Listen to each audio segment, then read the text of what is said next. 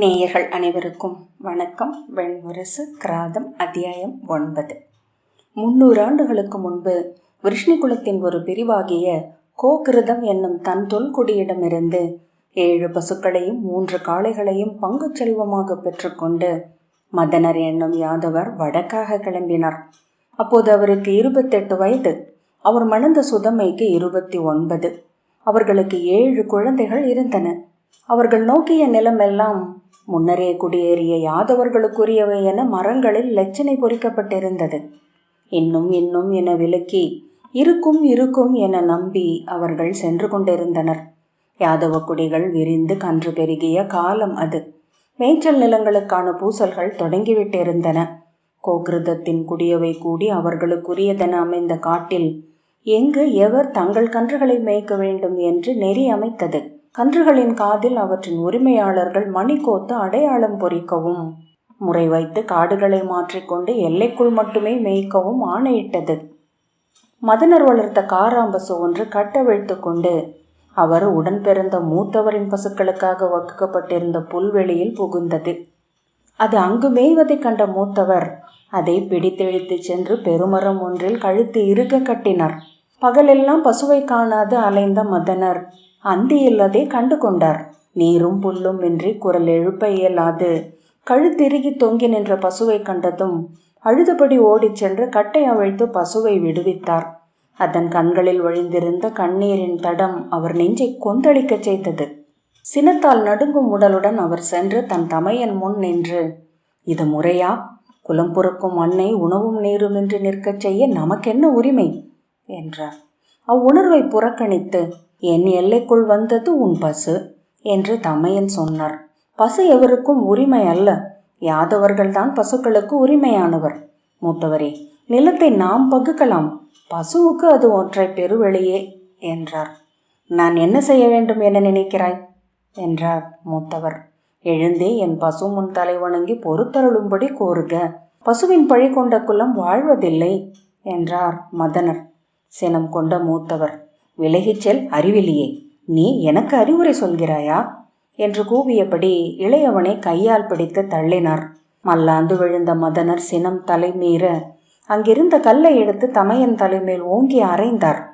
அதன் பின்னரே தான் செய்ததென்ன என்று அறிந்து அழுதபடி தமையன் காலில் விழ முன்னால் சென்றார்.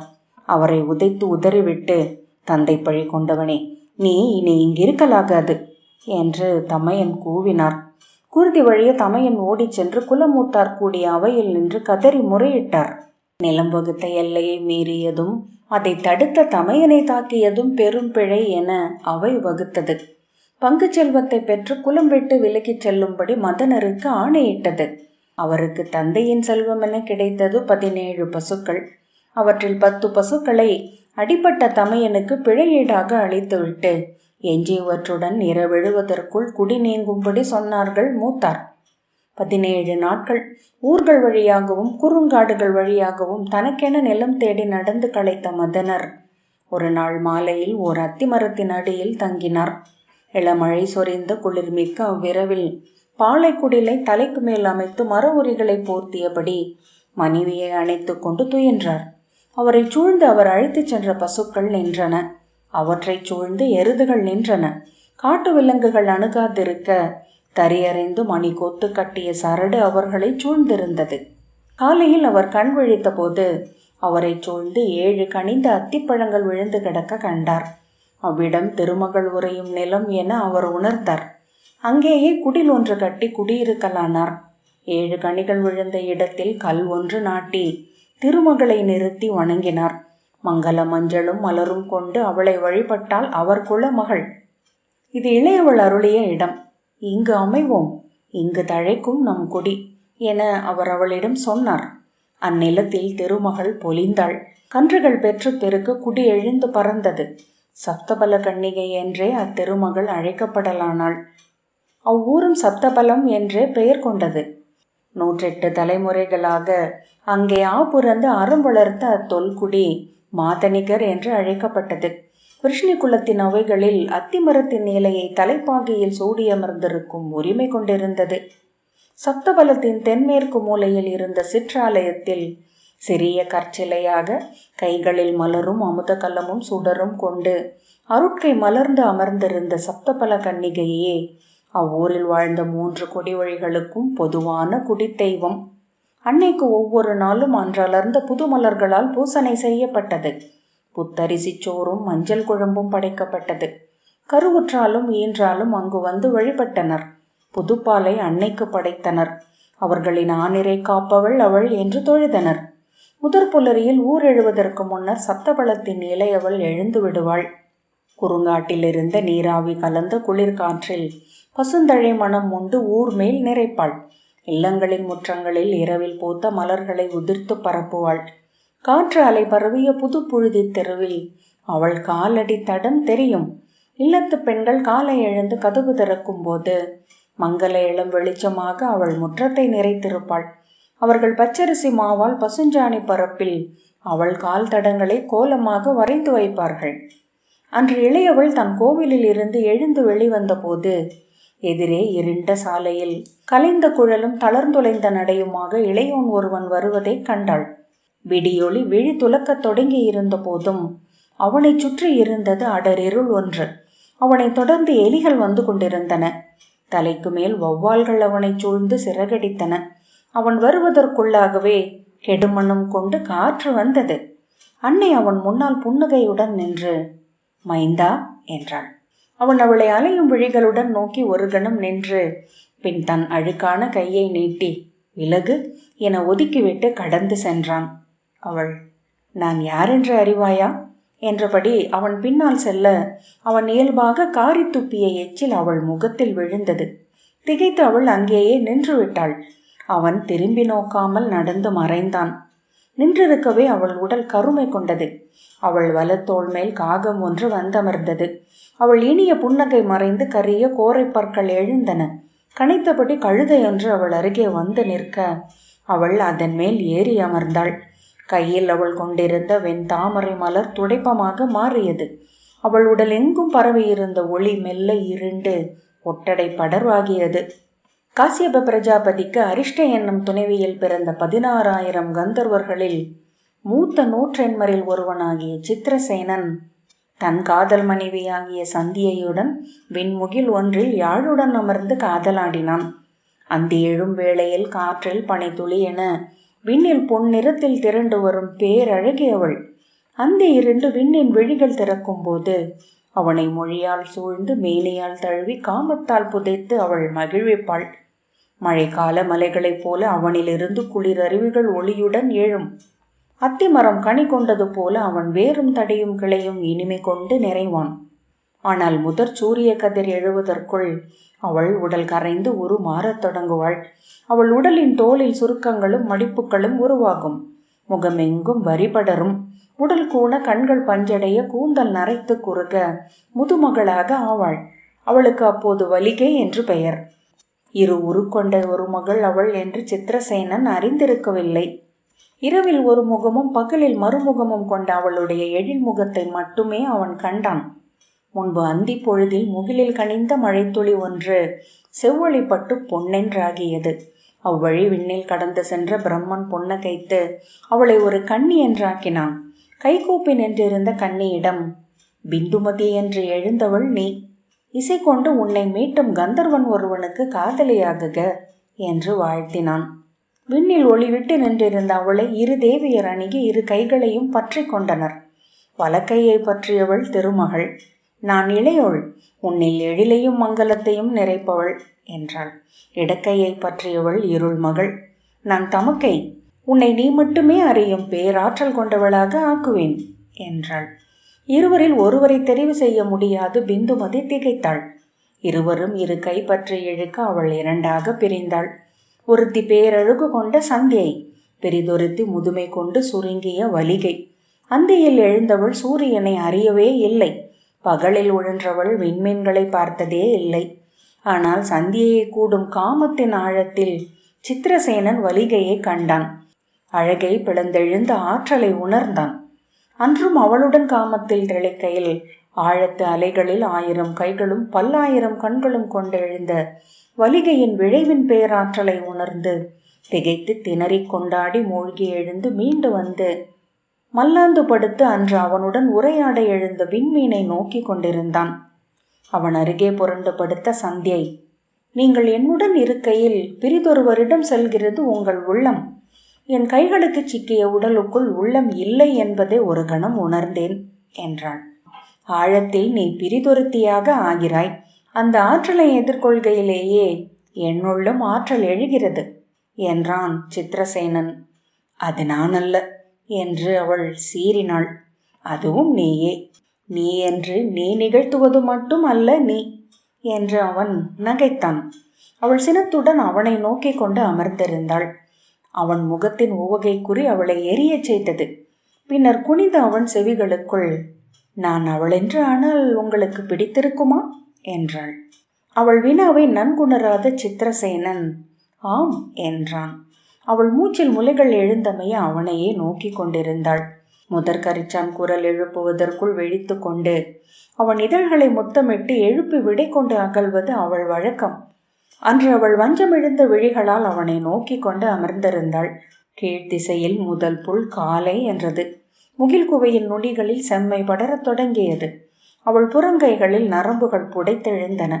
கண்களுக்கு கீழே தோல் வளையங்கள் கருகி இறங்கின. முகவாயில் ஆழ்ந்த வாய் வரிகள் விரிசல் போல் ஓடின. நெற்றியில் கோடுகள் படிந்தன. அவனை முத்தமிட்டு எழுக என அவள் சொன்னபோது அவள் வலிகை என்றாகிவிட்டிருந்தாள். அவன் விழித்து கையூன்று எழுந்து அவளை நோக்கி, யார் நீ என்று கூவினான். நான் மூத்தவளாகிய வலிகை, சந்தியையின் மறுமுகம் என்றான். இல்லை, நீ எவரோ, நான் உன்னை அறியேன் என்று அவன் கூவியபடி எழுந்தான். அவள் அவன் ஆடை பற்றி நிறுத்தி, நீ என்னை அறிவாய். அவள் விழிகளில் எரிந்த விழைவை கண்டதுமே அவன் அறிந்து கொண்டான். ஆம் என்றான். அவனிலும் அவ்விழைவு பற்றி கொண்டது. அவளுடன் அவன் காமத்தில் ஆடினான். எரியை ஏற்றி எழுவது போன்ற காமம். கீழே சித்திரக்கூடம் என்னும் காடு புல்லொலியும் சுனைகளின் மணியொலியும் என நிழல் கரைந்து விடிந்து கொண்டிருந்தது. காதலில் கொண்டிருந்த எல்லா நுண்மைகளையும் அழகுகளையும் அவன் துறந்தான். என் சொற்களும் நெகிழுணர்வுகளும் அகன்றன. வன்விழிவே இயல்பன்றான விலங்கென மாறினான். கூடி முயங்கி மூச்சிறைக்க திளைத்த பொழுதில் அவள் வாயிலிட்டு அளித்த வெற்றிலை சாற்றை தன் வாயில் வாங்கி மென்று திரும்பி நீட்டி நிலத்துமிழ்ந்தான். கௌசிக குலத்தில் பிறந்தவரும் விஸ்வாமித்திர மாமுனிவரின் கொடிவழி வந்தவருமாகிய காலவ முனிவர் கிண்ணற நாட்டின் மேல் விளிம்பில் அமைந்த சித்திரக்கூடம் என்னும் பசுங்காட்டின் நடுவே குடில் அமைத்து தன் 18 மாணவர்களுடன் தவம் ஏற்றி வந்தார். அரா கடஞ்சினம் கொண்ட முதல் முனிவரின் அவ்வியல்பையே தானும் கொண்டவர் என்று அவர் அறியப்பட்டிருந்தார். ஆவணி மாத காலை ஒன்றில் காலவர் தன் முதல் மாணவர் மூவருடன் அக்காட்டின் நடுவே ஓடும் சித்திரவாகினி என்னும் ஆற்றின் கரைக்கு கதிர்வணக்கத்திற்காக சென்றார்.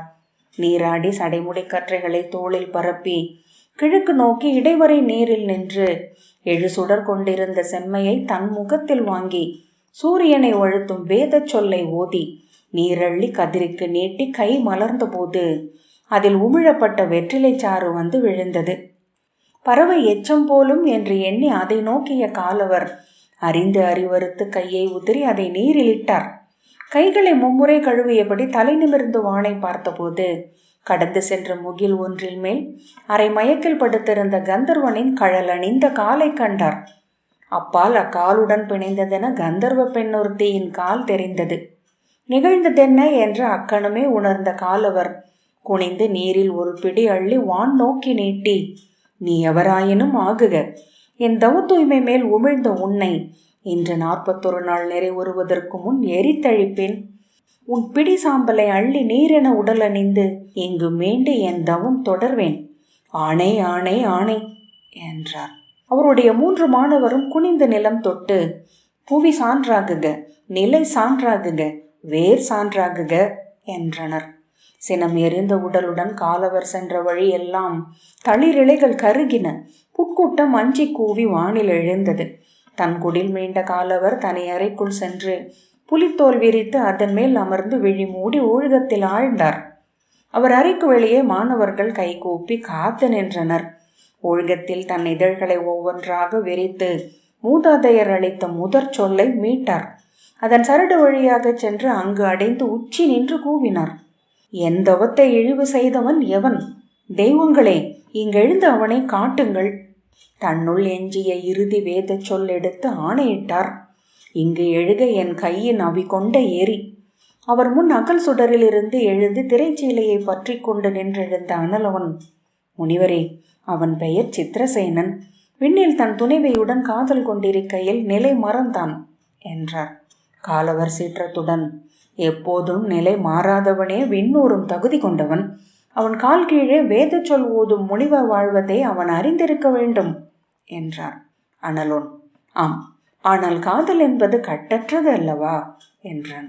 காலவரே, இக்காடு விண்ணில் அவன் கொண்ட காதலின் பொருட்டு மண்ணில் அவனால் உருவாக்கப்பட்டது. 1000 ஆண்டு காலம் தன் யாழை மீட்டி அதன் சுதியின் அலைகளிலிருந்து இப்பசுமரப் பெருவெளியை அவன் படைத்தான்.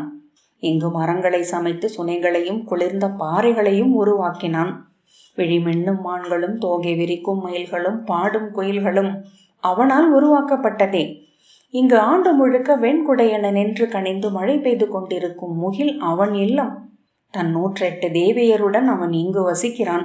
வெள்ளற்கரியவன், வெண்துளிகளுக்கு நிகரான அம்பு பெய்யும் ஆற்றல் கொண்டவன். காலவர் சினம் மேலும் கொழுந்துவிட கூவினார். என் சொல் மாறாது. இவன் செயலால் என் தவம் கொண்ட இழிவு இவன் அழியாமல் அணையாது. அவனை நான் வென்றாக வேண்டும்.